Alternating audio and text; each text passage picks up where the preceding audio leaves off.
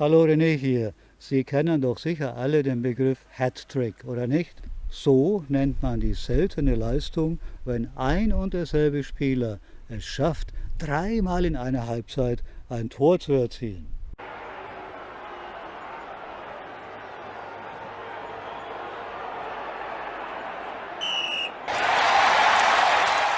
Früher kriegte er in diesem Fall einen Ehrenhut und daher der Name Hat-Trick. Hier sehen Sie eine berühmte, modernere Version eines Ehrenhuts. Später wurde der Begriff dann auf andere Dreifacherfolge übertragen und deshalb nehme ich mir die Freiheit heraus, den Weihnachtsbesuch meines Hi-Fi-Händlers auch als Hat-Trick zu bezeichnen. Der gute Mann brachte nämlich erstens meinen T8. Zweitens verschaffte er mir die Möglichkeit, ihn mit dem Madison Streaming Deck zu vergleichen. Und drittens hatte er auch noch ein Pärchen ATC SCM7 und einen Arcam A25 dabei, um mich mal aus meinem Wolkenkuckucksheim herauszuholen und mir die Chance zu bieten, ein preiswertes Setup in meinem eigenen Hörraum zu erfahren. Hier sehen Sie Herrn Wassan, wie er die Starlets aus Old England genüsslich und provokativ entblätterte.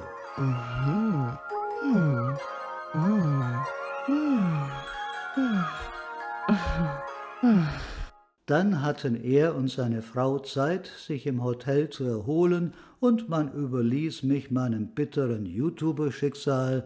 Das bedeutete Spätschicht, denn am folgenden Tag wurde der ganze Zauber natürlich wieder abgeholt. Deshalb habe ich noch in der Nacht folgende Zusammenfassung gedreht, solange die wahren Objekte noch im Haus waren. Hier stelle ich Ihnen die ATC SCM7 Mini-Monitore vor. Warum Mini? Sie sind nur 30 cm hoch und gut 17 cm breit. Proportional zu den Gehäuseabmessungen fallen natürlich auch die Lautsprechergrößen miniaturmäßig aus.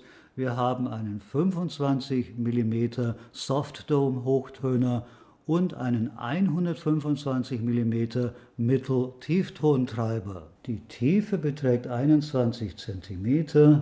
Sehr gefällig ist die nach hinten sich verjüngende Form, natürlich aus akustischen Gründen, aber dadurch hebt sich das Gehäuse aus der Masse der meist würfelförmigen Regallautsprecher mit ihren 90-Grad-Ecken wohltuend hervor. Auf der Rückseite finden wir zwei Paar kräftige Anschlussbuchsen. Lassen Sie sich aber nicht täuschen von den geringen Abmessungen. Mit ein paar schwachen Röhren schöpfen Sie die Fähigkeiten der Zwerge nicht aus. Sie brauchen mindestens 70 Watt und sie vertragen sogar Kanonen bis 300 Watt. Erst mit solchem Futter blühen sie dann so richtig auf zu ihrer vollen Dynamik und entfalten einen richtig erwachsenen Klang.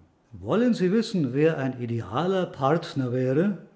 Naja, ein Arcam A25 natürlich. Der bringt nicht nur 9 Kilogramm auf meinen Schoß, sondern er würde auch zweimal 100 Watt an 8 Ohm für die ATC liefern. Und sein Preis von etwa 1700 Euro hält sich in etwa die Waage mit den Lautsprechern. Die gleich folgende detailliertere Präsentation konnte ich dann mit Hilfe des aufgenommenen Materials in aller Ruhe für Sie zusammenstellen.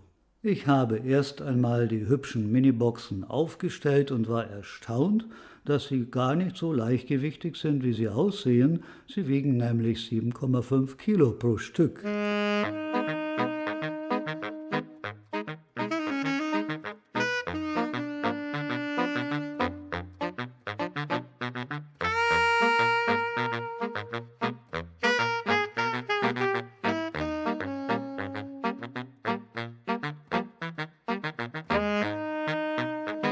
Verkabelt wurden sie mit meinem Ansatz A2.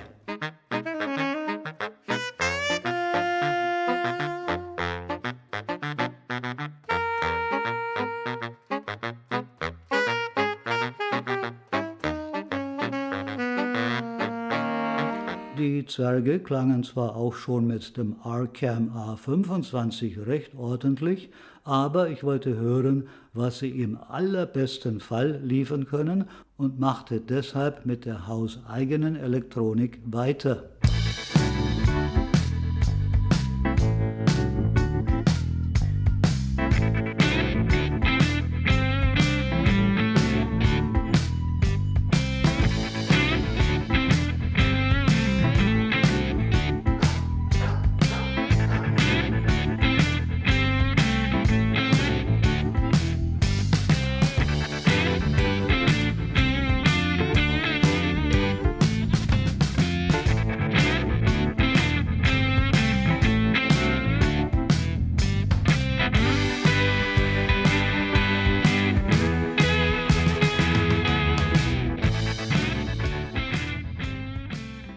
Die ATC spielten kristallklar und sehr detailliert, spritzig und munter. Das ermöglichte es ihnen, eine tiefe Bühne aufzubauen, deren einzelne vertikale Segmente auch bei zahlreichen Musikern bzw. Instrumenten lobenswert stabil blieben. Das war im Prinzip nicht so viel anders wie bei meinen großen Äumeln.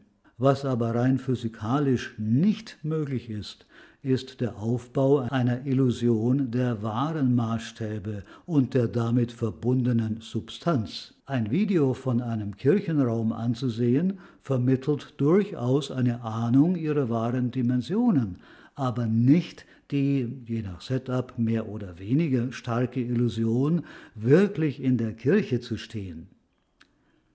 Niemand wird das Foto oder Video aufgrund dieser selbstverständlichen Einschränkungen als schlecht oder missglückt beurteilen. Mit 20 PS kann man eben keine Rennen fahren. Und aus einem 7-Liter-Gehäuse, daher übrigens die Typenbezeichnung SCM7, können keine physikalisch dichten Mitten und keine wirklich tiefen Bässe kommen. Da man aber solche Lautsprecher ganz bewusst für kleine Räume kauft und für Appartements, in denen man mit Rücksicht auf die Nachbarn sowieso keine Tiefbässe abfeuern darf, ist das kein Dealbreaker. Als Entschädigung hat ATC den SCM7 aber den Hochtöner von gleich 3 in der Kataloghierarchie höher stehenden Modellen spendiert, was sicher teilweise den Erfolg der Zwerge erklärt, die sich nach 6 Jahren Konkurrenzkampf auf dem Hi-Fi-Markt auch heute noch tapfer schlagen. Man stelle sich vor, die SCM40 für fast 7.000 € hat immer noch denselben Hochtöner wie die kleine SCM7 und das bei einem Viertel des Preises. Vor 2 Jahren hatte ich das Vergnügen von Herrn Neu, dem Besitzer von Live Audio, die SCM50 für 16.000 € ins Zimmer gestellt zu bekommen, die zwar oben herum etwas feiner und dynamischer als meine Tannoys spielte, aber immer noch nicht deren majestätisch stabilen Raum aufbauen konnte. Was will ich damit sagen? Das ist keine ATC-Schelte, sondern ganz im Gegenteil. Ich möchte die das noch nicht live im A-B-Vergleich erleben konnten, mit der Erkenntnis trösten, dass ein guter Regallautsprecher mit seiner Höhen- und oberen Mittenauflösung sehr nah an teure Lautsprecher herankommen kann, dass aber alle Frequenzen drunter inklusive ihrer damit verbundenen klangphysikalisch dichten und stabilen 3D-Darstellung für einen unglaublich hohen Aufpreis ertrotzt werden müssen. Deshalb haben die kleinen Regallautsprecher, die sogenannten Stand-Mounts, durchaus ihre Berechtigung im Hi-Fi-Leben. Allerdings darf man im speziellen Fall der SCM7 nicht an der Elektronik sparen. Mit 100 Watt pro Kanal sind die Arcam A25 deshalb vernünftige Spielpartner und bieten überdurchschnittliche Leistung, sei es einfach wegen ihrer guten Konstruktion, sei es wegen der gerühmten Class G-Schalttechnik. Ein MM-Phono-Vorverstärker für Vinyl ist schon integriert. Wer aber auch streamen will, muss noch einen separaten Streaming-Deck in sein Budget einplanen. Nach all diesen technischen Dingen gehen wir aber lieber wieder raus in die Sonne und an die frische Luft. Das Leben besteht schließlich nicht nur aus Hi-Fi, sondern bietet auch noch andere Freuden. So, jetzt muss ich aber aufhören. Meine 2 Hunde möchten noch ein Spielchen machen. Tschüss!